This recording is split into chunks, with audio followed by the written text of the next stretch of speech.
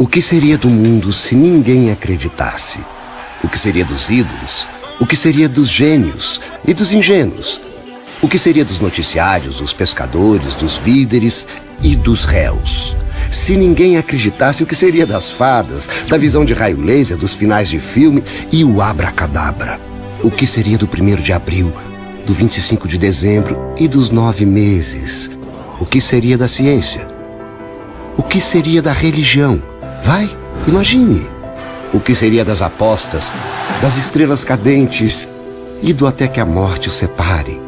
Das largadas, do recomeço, da última esperança e da cura?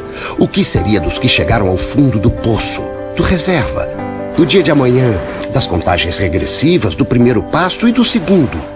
Dos amores, dos revolucionários, dos poetas, do Oriente, do Ocidente, da paz, dos sonhadores?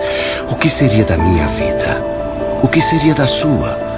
Se você não acreditasse, o que você seria? Acredite em você.